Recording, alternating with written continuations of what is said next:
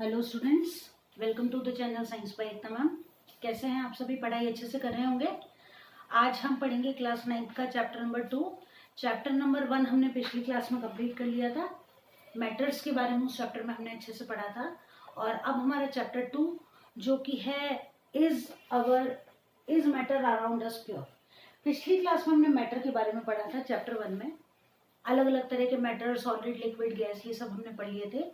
अब हम इसमें पढ़ेंगे कि ये जो मैटर है कैसे पता किया जाए कि ये कौन कौन प्रोसेसेस होती है मैटर के बारे में पता करने के लिए। और मैटर अराउंड अस प्योर ये हमारे चैप्टर का नाम है। तो चलो चैप्टर को शुरू करते हैं। और चैप्टर को शुरू करने से पहले हम ये जानें कि ये जो वर्ड है प्योर, इसका वास्तव में मतलब क्या है। जैसे कि हम अपने आसपास देखते हैं, टीवी में भी एड्स आते हैं कि शुद्ध नमक है, शुद्ध घी है, या हर चीज के लिए आता है ना कि ये चीज शुद्ध है। हर चीज पर लिखा हुआ रहता है पैकेट पर कि ये चीज शुद्ध है। अब हम कैसे पता करें? क्या ये मान लें कि भाई ये जो अगर लिखा है शुद्ध है या नहीं है? तो एज अ साइंस स्टूडेंट हम ये माने कि ये जो शुद्ध वर्ड है इसका मतलब वास्तव में होता क्या है। तो देखिए, शुद्ध जो शब्द है इसका मतलब क्या होता है। शुद्ध शब्द का मतलब ये है कि कोई भी चीज जो कि हमारे पास है, वो जिस चीज के बारे में हम बात कर रहे हैं वो एक ही तरह के पार्टिकल्स से मिलकर बनी हुई है। जैसे कि जब हम बात करते हैं दूध की, तो हम कह रहे हैं कि भाई ये दूध एकदम प्योर है, लेकिन दूध में भी फैट है, क्रीम है, मिल्क है, और साथ ही साथ दूध के पार्टिकल्स हैं, साथ ही साथ पानी भी है। तो वो दूध भी कैसा है? शुद्ध नहीं है। तो सबसे पहली बात तो हम ये बात करें कि प्योर चीज होती क्या है। तो प्योर चीज का मतलब ये है कि जिस चीज के बारे में हम बात कर रहे हैं उसमें केवल वही पार्टिकल्स प्रेजेंट होने चाहिए जिसके बारे में कि हम बात कर रहे हैं। तो सबसे पहले हम डेफिनेशन लिखें, और डेफिनेशन हम लिखें सबसे पहले प्योर की, है ना, कि if a substance is made up of single type of particles,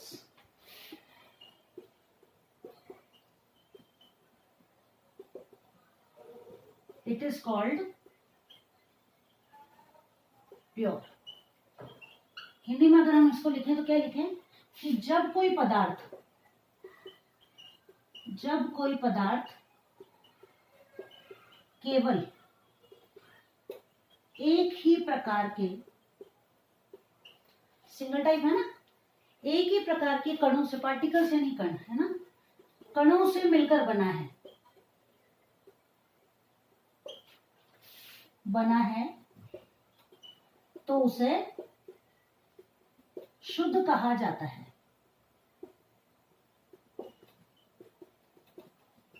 ये तो बात हो गई किसकी? शुद्ध पदार्थ की या प्योर पार्टिकल्स की। अब हमारे आसपास कई चीजें हैं जो शुद्ध हैं भी, और कई चीजें हैं शुद्ध नहीं भी हैं। अब चैप्टर में आगे जब हम चले तो ये हमने जान लिया कि प्योर सब्सटेंस क्या है। प्योर सब्सटेंस वो है जो कि केवल एक ही तरह के पार्टिकल्स से मिलकर बना होता है। आगे हम चलते हैं हमारे अगले टॉपिक की तरफ, जिसमें हम बात पढ़ना है मिक्सचर के बारे में। मिक्सचर जिसे कहा जाता है मिश्रण। क्या है मिक्सचर या मिश्रण?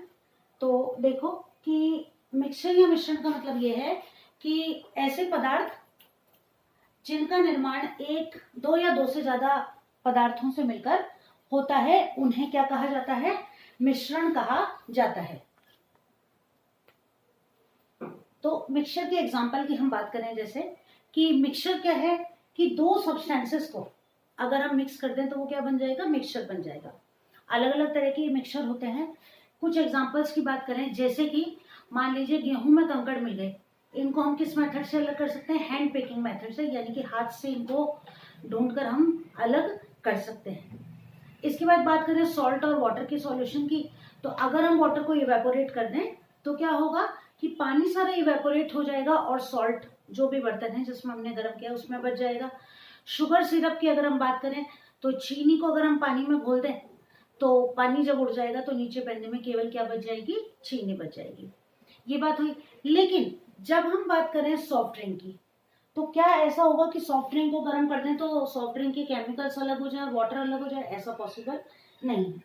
ठीक है, तो मिक्सचर क्या है देखिए, तो मिक्सचर जो है ये किससे मिलकर बन रहा है, टू और मोर सब्सटेंसेस, है ना, to or more pure substances से मिलकर किसका निर्माण हो रहा है, मिक्सचर का निर्माण हो रहा है। ठीक है, तो these are made by mixing of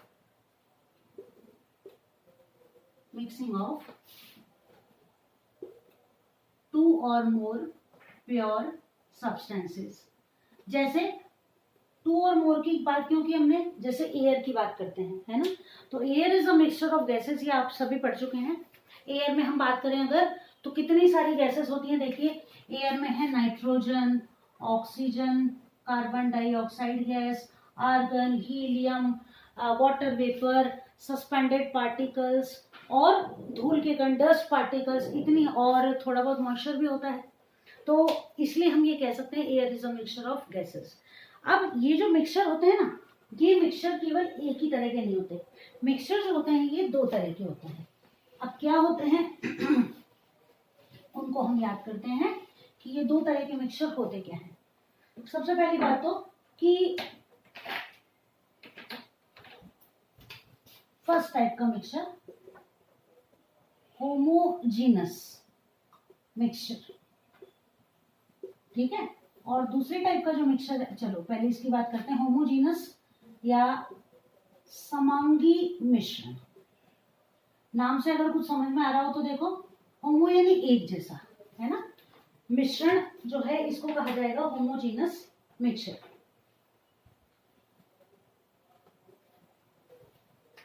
homogeneous mixture के एग्जांपल की है जब हम बात करें, जैसे हम लेमनेड बनाते हैं या नींबू पानी, क्या किया जाता है कि जिस भी पात्र में हमें बनाना है उसमें पानी लिया, शक्कर मिलाई, नींबू का रस डालते हैं, कुछ मसाले वगैरह किसी को पसंद है तो वो डालते हैं, हल्का सा नमक, इस तरीके से उसे बनाया जाता है।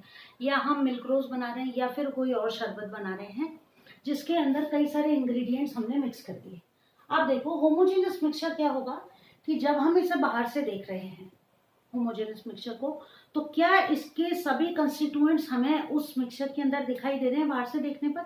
क्या उसको देखने पर हमें ये पता चल रहा है कि इसके अंदर शुगर भी मिलाई हुई है, नींबू का रस भी मिलाया हुआ है, शक्कर भी मिलाई हुई है? ऐसा पता नहीं चलता। साथ ही साथ अगर हम इसके टेस्ट की बात करें तो जो शुगर को मिक्स करके और हमने शिकंजी बनाई है, चाहे मान लो हमने बाल्टी भर के बनाई है, तो चाहे हम उसका पहला ग्लास पी लें, चाहे बीच में से ले लें, चाहे लास्ट वाला ग्लास पी लें, पूरे सॉल्यूशन के अंदर टेस्ट कैसा रहेगा?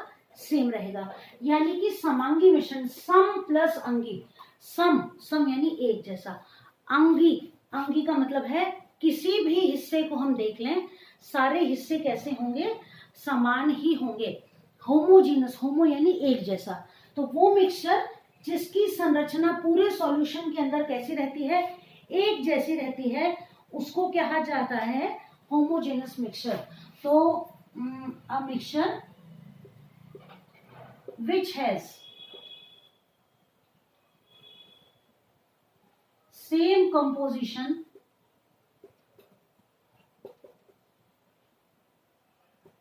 throughout the whole solution, है ना, ऐसा मिक्सचर जिसकी कंपोजिशन थ्रू आउट यानी सब तरफ कैसी होगी? पूरे सॉल्यूशन में कैसी होगी? एक जैसी होगी। यहाँ सॉल्यूशन की हम बात करें, एयर है तो एयर लिख देंगे, है ना, कंपोजिशन थ्रू आउट तक लिख दें तो भी हमारा आंसर ठीक है। इसको हटा देते हैं ताकि कंफ्यूजन क्रिएट ना हो, ठीक है। यहाँ अगर होमोजेनस सॉल्यूशन होता तो हम ये लिख देते। तो mixture which has same composition through out, यानी कि वो मिश्रण जिसकी संरचना पूरी, जो उसकी संरचना है वो एक जैसी रहेगी, ठीक है, उसको क्या कहा जाएगा? होमोजेनस मिक्सचर कहा जाएगा। जैसे कि इसके एग्जांपल की बात करें, सॉल्ट इन वाटर, ये इसका एग्जांपल हो गया, शुगर इन वाटर, ये भी इसका एग्जांपल हो गया, ठीक है। अब हम बात करें हेट्रोजीनस मिक्सचर की। हेट्रोजीनस मिक्सचर जो होता है वो क्या होता है? देखिए, जैसे कि हमने पानी के अंदर ऑयल को मिक्स कर दिया, क्या होगा बताइए? अब हम बात कर रहे हैं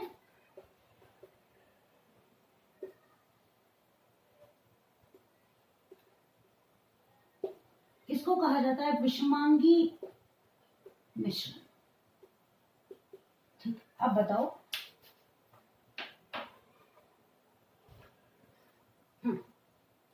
कि पानी के अंदर अगर हम नमक तेल को मिक्स कर दें, कोकोनट ऑयल डाल दें तो क्या होगा, या फिर नमक के अंदर हम जिंक के ग्रेन्यूल्स डाल दें तो क्या होगा। तो क्या होगा कि ये जो सॉल्यूशन बनेगा, चाहे तो वाटर और ऑयल का हो या फिर सॉलिड मिक्सचर बनेगा नमक और जिंक ग्रेन्यूल्स का, इसका जो स्ट्रक्चर होगा वो हमें बाहर से देखने पर ये पता चल जाएगा कि दोनों चीजें कैसी हैं, अलग अलग हैं। ठीक है, तो हेट्रोजीनस मिक्सचर ऐसा जिसका कंपोजिशन पूरे सॉल्यूशन के अंदर या पूरे मिक्सचर के अंदर एक जैसा नहीं होता है, उसको क्या कहा जाता है, हेट्रोजीनस मिक्सचर कहा जाता है।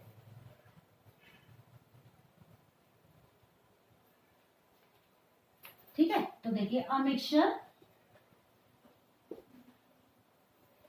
विच कंटेन, ठीक है, ऐसा मिक्सचर जिसके अंदर पाया जाता है नॉन यूनिफॉर्म कंपोजिशन। पहली बात, नॉन यूनिफॉर्म यानी एक जैसा कंपोजिशन नहीं होता, उसको क्या कहा जाता है, इज कॉल्ड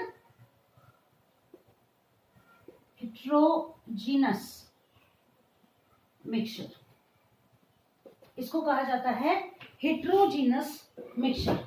ठीक है,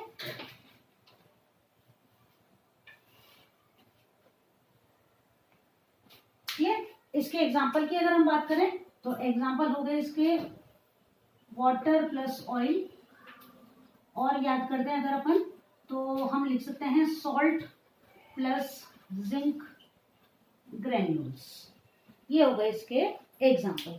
चलिए अब हम चलें अगले टॉपिक की तरफ जो कि है सॉल्यूशन। एकदम इजी तरीके से हम पढ़ते हैं किसको, सॉल्यूशन को। चलो, सॉल्यूशन इसको कहा जाता है विलयन। पहली बात तो ये कि सॉल्यूशन जो होगा ये हमेशा लिक्विड फॉर्म में होगा, पहली बात। ठीक है, अब सॉल्यूशन है क्या, solution it is a homogeneous mixture of two or more substances. ठीक है, तो मिक्सचर क्या है, एक समांगी मिश्रण है दो या दो से ज्यादा पदार्थों का। तो लिखना चाहो तो लिख दो विलयन दो या दो से अधिक सब्सटेंस यानी पदार्थों का समांगी मिश्रण है।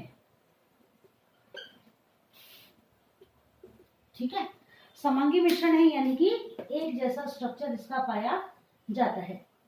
अब ये सॉल्यूशन जो है ना, ये अलग अलग फॉर्म में हमको मिल जाता है।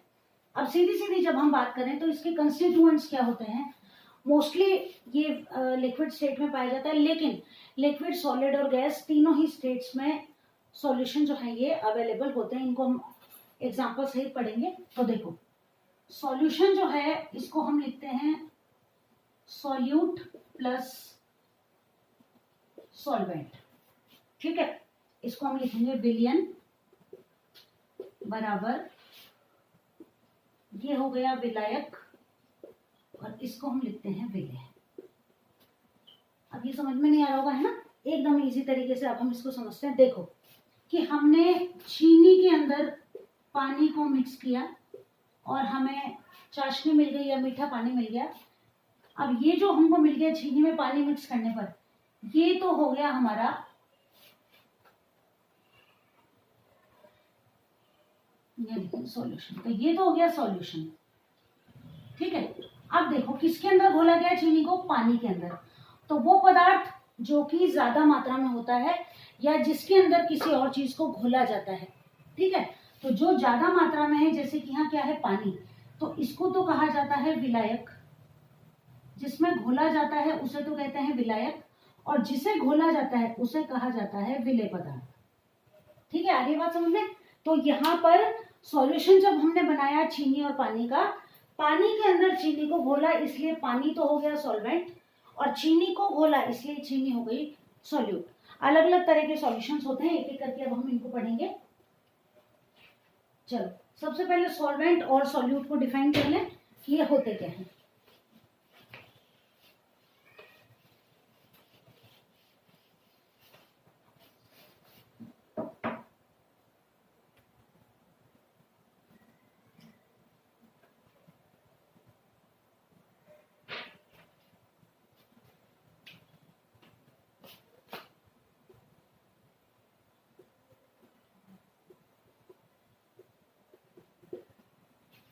सॉल्वेंट या विलेय।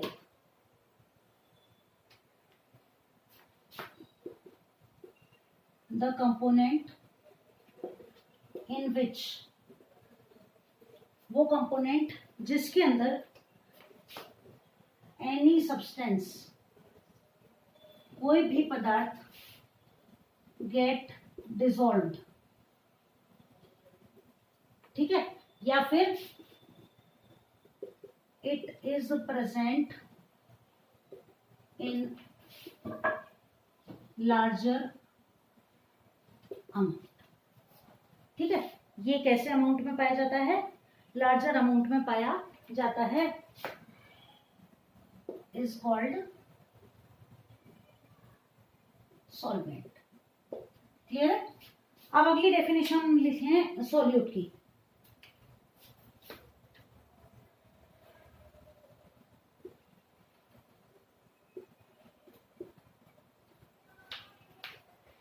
तो देखो ये वाली जो स्टेट होगी ये तो लिक्विड हो जाएगी, जैसे कि मैंने आपको कहा कि सॉल्यूशन ज्यादातर लिक्विड ही पाए जाएंगे।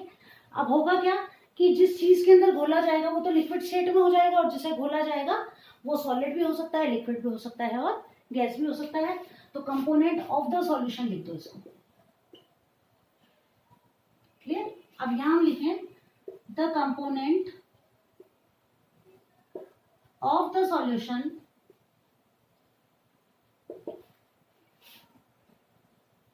which get dissolved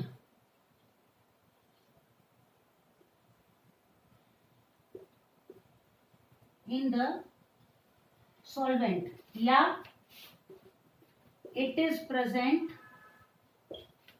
in less amount is called solute। Clear है?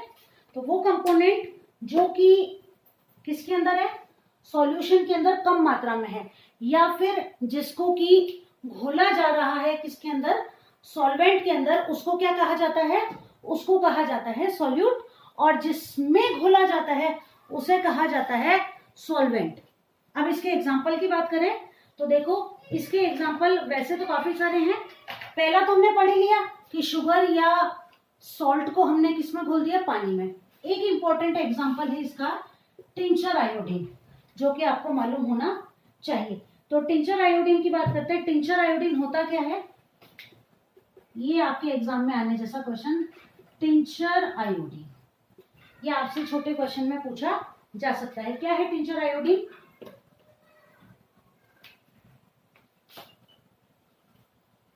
Solution of iodine in alcohol,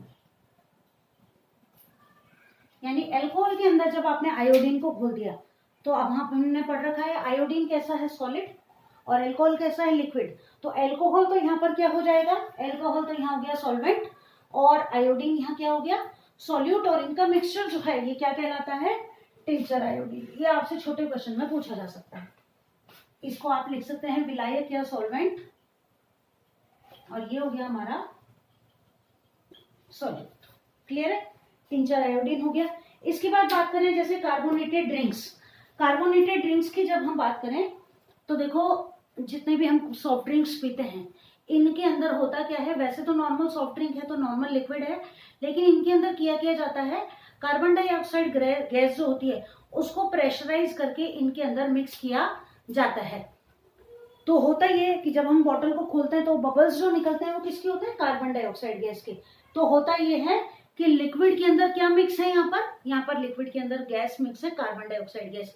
यानी कि यहाँ पर सॉल्वेंट तो वाटर हो गया, ठीक है, और सॉल्यूट क्या हो जाएगा, कार्बन डाइऑक्साइड गैस, जो कि पानी के अंदर मिक्स है। एक और एग्जांपल की बात करें जैसे एयर की, तो air is a mixture of many type of gases, जिसमें जितनी भी गैसेस हैं, कार्बन डाइऑक्साइड गैस है और सल्फर डाइऑक्साइड गैस है, नाइट्रस ऑक्साइड है, नाइट्रोजन है, ऑक्सीजन है, वाटर वेपर है, और भी जो ट्रेस अमाउंट में गैसेस होती है, कितनी सारी गैसेस होती हैं। तो वहां पर भी एयर भी क्या है, एक मिक्सचर है। तो हमने कई सारे एग्जाम्पल पढ़ लिए मिक्सचर के, और अलग अलग तरह के सॉल्वेंट और सॉल्यूट के बारे में हमने पढ़ लिया। तो इस तरीके से हमने हमारा आज जो चैप्टर है इसको स्टार्ट कर दिया। अब अगली जो क्लास होगी उसमें हम पढ़ेंगे कंसंट्रेशन ऑफ द सॉल्यूशन। इनकी कंसंट्रेशन के बारे में पढ़ेंगे। दो तरह की कंसंट्रेशन होती है, एक तो होते हैं कंसंट्रेटेड सॉल्यूशन और एक होते हैं डाइल्यूट सॉल्यूशन, जिनको हम अगली क्लास में पढ़ेंगे। तब तक आप इस चैप्टर को यहाँ तक पढ़कर और कंप्लीट कर लीजिए, ताकि स्टेप बाय स्टेप जब आप बढ़ते जाएंगे तो चैप्टर को समझने में आपको किसी तरह की कोई दिक्कत नहीं होगी। थोड़ा थोड़ा डेली पढ़ते रहेंगे तो कंटिन्यूटी जब बनी रहती है पढ़ाई के अंदर, तो फिर जब ज्यादा मैटर इकट्ठा हो जाता है ना, क्योंकि अब जल्दी ही आपके फर्स्ट टेस्ट आ जाएंगे, तो जब ज्यादा मैटर इकट्ठा हो जाता है तो जल्दी से याद नहीं होता है। स्टेप बाय स्टेप डेली थोड़ा थोड़ा पढ़ते रहेंगे तो एग्जाम टाइम में सिर्फ रिविजन ही करना बाकी रहेगा। सो अच्छे से पढ़ते रहिए। जल्दी मिलेंगे अगली क्लास में और चैप्टर को आगे कंटिन्यू करेंगे।